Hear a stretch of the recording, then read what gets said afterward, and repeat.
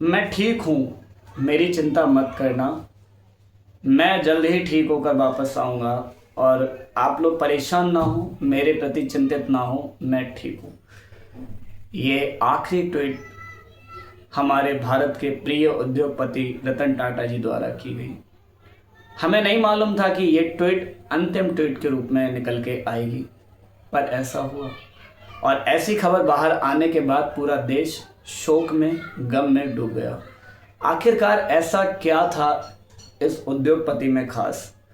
देश में और भी अनेक उद्योगपति हैं, बहुत सारे बिजनेसमैन हैं, पर आप देखेंगे कि किसी के प्रति भी इतना ज़्यादा प्रेम, इतना ज़्यादा लगाव भारत की जनता को देखने को नहीं मिलता है। कहने के लिए तो गौतम अडानी जी भी हैं रिलायंस इंडस्ट्री में, पर टाटा का नाम जैसे ही आता है कहीं ना कहीं भारतीयों के दिल में जगह बनाने वाली बात आ जाती है। और ऐसा लगता है कि टाटा मानो एक देश की कंपनी ना हो कि हमारी खुद की कंपनी है, ऐसा ही कुछ प्रतीत होता है। और आज आप देखेंगे कि भारत में शायद ही कोई एक ऐसा व्यक्ति हो जो रतन टाटा से नफरत करने वाला हो। It's a zero haters person, और ये अपने आप में बहुत बड़ी बात है। एक उद्योगपति होते हुए भी सभी को इस तरह से साथ लाके चलना, देश के विकास में काम करना, हर कर्मचारी के दिल में जगह बनाना, देशवासी दिल में जगह बनाना, ये कोई आम बात नहीं है। क्या इससे एक बड़े सभी उद्योगपतियों को, सभी को एक सीख मिलती है? जी बिल्कुल। चलिए जानते हैं थोड़े से किस्से। इसी के साथ मैं कुछ कहानी, कुछ किस्सों के माध्यम से हमारे प्रिय रतन टाटा जी को एक भावभीनी श्रद्धांजलि देने का प्रयास करूंगा। और मैं ईश्वर से प्रार्थना करूंगा कि वो जहाँ भी जाएं वहाँ बहुत खुश रहें, और ऐसे ही जैसे आज हमारे देशवासियों के दिल में जगह बनाई हुई है। आइए चलिए जानते हैं रतन टाटा जी के जीवन के कुछ अहम किस्से। एक बार की बात है, रतन टाटा जी जो आज तक अपने जीवन में अविवाहित रहे। क्या कोई ऐसा प्रेम कर सकता है? क्या कोई ऐसे प्रेम को साकार कर सकता है? क्या इस प्रकार का प्रेम देखने को मिल सकता है? एक ऐसा इंसान जो भारत में एक बड़ी हस्ती के रूप में, एक जाने माने व्यापारी के रूप में नजर आता है और हर प्रकार से संपन्न दिखाई देता है, उसके लिए प्रेम कितनी बड़ी चीज है। तो चलिए जानते हैं कि आखिरकार रतन टाटा जी अविवाहित क्यों थे, उन्होंने विवाह क्यों नहीं किया। तो दरअसल बात कुछ ऐसी है, 1962 इंडो चाइना वॉर, 1962 में भारत पर चीन ने हमला किया, और भारत के पर चीन का हमला होने के बाद ही उस समय रतन टाटा जी अमेरिका में रह रहे थे, पर वो अपने विवाह के लिए भारत आ गए थे। आपको बता दें कि एक अमेरिकन महिला, एक लड़की से उन्हें प्रेम हुआ, जिसके बाद उन्होंने बात रखी शादी विवाह की, पर उस महिला, उस लड़की के घर वालों ने एक चिंता को ध्यान में रखते हुए और उन्होंने कहा कि अगर कल को चाइना ने भारत पे कब्जा कर लिया तो मेरी बेटी का क्या होगा, हमारी बेटी का क्या होगा। ये एक चिंताजनक बात है, जिसके बाद उन्होंने विवाह करने से मना कर दिया। और आपको जान के हैरानी होगी कि उसके बाद से आज तक रतन टाटा जी ने कभी दोबारा विवाह नहीं किया। एक हालिया मीटिंग में, एक कार्यक्रम फंक्शन में, जब वो उनसे पूछा गया कि आपको कभी अकेलापन महसूस हुआ है क्या अपने जीवन में, तो उन्होंने कहा हाँ बिल्कुल, मुझे बहुत बार खाली खाली महसूस होता है। मुझे लगता है कि हाँ, कि मेरे कोई पत्नी नहीं है या मेरे पास कोई अपने बच्चे नहीं है, तो मुझे इस बात का खालीपन लगता है। इससे कहीं ना कहीं उस व्यक्ति की सादगी दिखाई देती है, उस व्यक्ति के सरल जीवन को दिखाई देता है, और जो उनके मन में है वही उनके मुख पे दिखाई देता है। इससे कहीं ना कहीं व्यक्ति की सरलता, ईमानदारी छलकती है, जो कि एक आम बात नहीं है। इसके बाद उन्होंने कभी विवाह नहीं किया, क्योंकि वो विवाह प्रेम विवाह था जो कि नहीं संभव हो पाया, और उसके बाद उन्होंने फिर कभी भी विवाह नहीं किया। ये रतन टाटा जी के जीवन का एक अहम पहलू था। इसी के साथ साथियों आपको बता दूं, एक बार एक होटल जिसका नाम ऑटिसन कहा जाता है, रतन टाटा जी वहाँ पर गए। उस होटल में जाने पर पता चलता है कि वहाँ पे सिर्फ और सिर्फ यूरोपियन को ही एंट्रीज है, और रतन टाटा जी जैसा कि यूरोपियन नहीं थे तो उनको वहाँ पे एंट्री नहीं दी गई। उनको ये बात दिल में घर कर गई। उन्हें काफ़ी ठेस पहुंची कि आखिरकार ऐसा क्यों।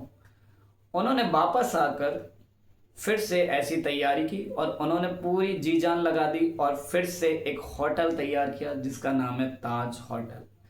और वही ताज होटल जिसे आज आप जानते हैं मुंबई के कोलाबा में स्थित। और उसने अपनी खूबसूरती से पूरे विश्व में, पूरी दुनिया में जलवा बिखेर दिया और एक जादू कायम कर दिया। और इसी के बाद एक बहुत दुख भरी खबर जो आपको पता है, 26/11/2008 में आतंकी हमले जो कि ताज होटल में लोगों जो आतंकवादियों ने गोलियां चलाई, जिसके बाद रतन टाटा जी को अचानक से कहीं से सूचना प्राप्त हुई कॉल के माध्यम से, फ़ोन के माध्यम से, कि उनके होटल में आतंकवादियों ने घुस के गोलीबारी करना शुरू कर दी। जिसके बाद रतन टाटा ने तुरंत अपने होटल के मैनेजर को कॉल किया और मैनेजर ने कॉल अटेंड नहीं किया। कॉल ना अटेंड होने के बाद रतन टाटा को बहुत ही ज़्यादा चिंता हुई, बहुत ज़्यादा डर महसूस हुआ अपने स्टाफ को लेके, और वो बिना सोचे समझे अपनी कार में बैठ के तुरंत ताज होटल के बाहर पहुंच गए। जैसे वो ताज होटल के बाहर पहुंचे तो वहाँ के गार्ड ने उन्हें अंदर जाने से मना कर दिया, रोक दिया कि काश सर अंदर जाना सुरक्षित नहीं है। अंदर गोलियों की आवाज़ आ रही थी। इसी बीच रतन टाटा ने अनाउंस किया और कहा कि आप मेरी सारी संपत्ति को एक बार में उठा के राख कर दो, जला दो, उसे दफन कर दो, पर मेरे सभी बेकसूर साथियों को, मासूम साथियों को, मेरे मैनेजमेंट को हाथ भी मत लगाओ, उनकी जान बख्श दो, उन्हें छोड़ दो। इतना बड़ा दिल दिखाने वाले सिर्फ रतन टाटा जी थे। और इसके बाद उन्होंने जो भी जिनके साथ कैजुअलिटीज हुई, स्टाफ मेंबर, जो भी लोग मारे गए उस समय, और जो भी आसपास के फेरी वाले और जो भी छोटी मोटी दुकान वाले लोग, आसपास के लोग जिनको भी जान माल की क्षति हुई, उनकी रतन टाटा जी ने बढ़ चढ़कर मदद की। सभी को लाखों रुपए की हेल्प प्रदान की। लगभग आपको अंदाज़ा है 80 लाख, किसी को 86 लाख, किसी को 90 लाख रुपए जैसी मदद दी। और सभी को बेटर एजुकेशन देने का पूरा प्रबंध किया, उनके लाइफ को सिक्योर करने की बात की। और इसके कुछ ही दिनों बाद उन्होंने फिर से ताज होटल को फिर पहले जैसा खड़ा कर दिया। आपको गाड़ी बनाने के बारे में कोई जानकारी नहीं है, आपको गाड़ियां बनाना नहीं आता, तो आपको किसने कहा था बनाने के लिए? आपको क्या ज़रूरत थी गाड़ियां बनाना?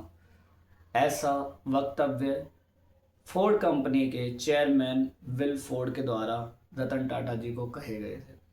जब रतन टाटा जी ने पहली बार ऑटोमोबाइल्स के फील्ड में पैर रखा और उन्होंने अपनी पहली गाड़ी टाटा इंडिका लॉन्च की, जिसके बाद उन्हें एक भारी नुकसान उठाना पड़ा, जिसके बाद उन्हें लगा कि शायद ये मुझसे गलती हो गई है, ये मेरा जो निर्णय है वो शायद गलत ले लिया मैंने, मुझे ऑटोमोबाइल से स्टार्ट नहीं करना था।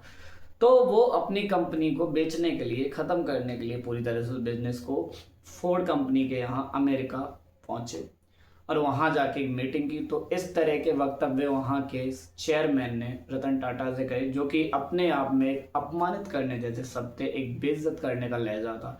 जिसके बाद रतन टाटा जी को बहुत बुरा लगा और ये बात उन्हें बहुत ज़्यादा हर्ट की।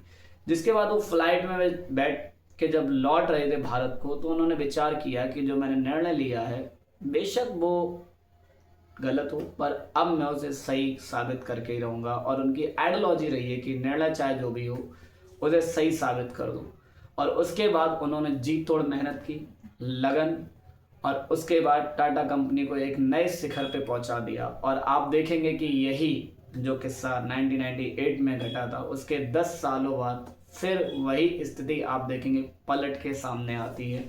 और फोर्ड कंपनी अपनी लग्जरी कार, लैंड रोवर और जैगवार जैसी कारों को चलाने में असमर्थ है, बनाने में असमर्थ है, और इन दो कारों को वो नीलाम करने के लिए तैयार हो जाती है। जिसके बाद अरे दोस्तों आपको बता दूं कि रतन टाटा जी उन दोनों ब्रांड को, उन दोनों कार को खरीद लेते हैं और फोर्ड को एहसास दिलाते हैं कि हम भारतीय हैं और हमारा दिल बहुत बड़ा है। जब रतन टाटा जी ऐसा करते हैं कि किसी भी विदेशी कंपनी को खरीदते हैं, तो हम भारतीयों का जो सीना है वो गर्व से चौड़ा हो जाता है। और यह रतन टाटा जी के कुछ अनसुने किस्से थे जो मैंने आपको सुनाए। और आप देखेंगे कि रतन टाटा वही व्यक्ति हैं जिन्होंने $5 बिलियन की कंपनी को $100 बिलियन कंपनी तक बना दिया। पर उसके बाद भी कभी उनके स्वभाव में कोई एरोगेंस देखने को नहीं मिला, कभी फालतू की अकड़ देखने को नहीं मिली, बिल्कुल साधारण सज्जनता, सरलता। और इसी के साथ आपको बता दूं दोस्तों, जो आज आप देखेंगे कि भारत के लोगों में उनको लेके इतना ज़्यादा मन में प्रेम क्यों है, उसके पीछे का कारण है रतन टाटा जी की दयालुता। उन्होंने भारत के लोगों में चैरिटी के अकॉर्डिंग बहुत सारा दान किया है। उन्होंने अपनी इनकम का लगभग 62% लोगों को डोनेट किया है, लोगों को दान दिया है और बढ़ चढ़कर लोगों की मदद की है। इतनी मदद की है कि टाटा ने सभी के दिल में एक बड़ी जगह बनाई। अगर हम बात करें अकॉर्डिंग टू डेटा, तो आप देखेंगे कि उनके जो दादाजी हैं जिन्होंने उन्हें एज अ सक्सीसर के रूप में देखा था, जमशेदजी टाटा, वो दुनिया के सबसे बड़े डोनेटर हैं। उसके आगे अभी आप देखेंगे तो बिल गेट्स भी कुछ भी नहीं है, जो कि अपने आप में गौरवान्वित बात है।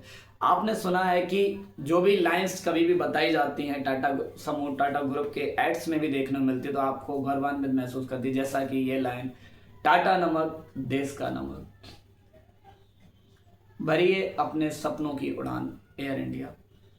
आखिरकार अंत में आज वो दिन 10 अक्टूबर 2024 को वो दुखद दिन हमारे बीच आ गया और हमने अपने भारत के एक रत्न, इट मीन्स डायमंड, एक जेम्स को खो दिया। और हम सभी भारतीयों के लिए ये बहुत ही दुख की बात है। आज हमारा मन शोक से भरा हुआ है, हम आज बहुत दुखी हैं, आज हमारा दिल फिर से टूटा है। हम ईश्वर से प्रार्थना करेंगे कि रतन टाटा जी को अपने चरणों में स्थान दें। और जैसा कि अभी आप देख रहे हैं, नवरात्रि का समय चल रहा है, माता रानी के दिन चल रहे हैं, मैं माता रानी से प्रार्थना करूंगा कि रतन टाटा जी की आत्मा को शांति प्रदान करें और अपने पास एक उत्तम स्थान दें।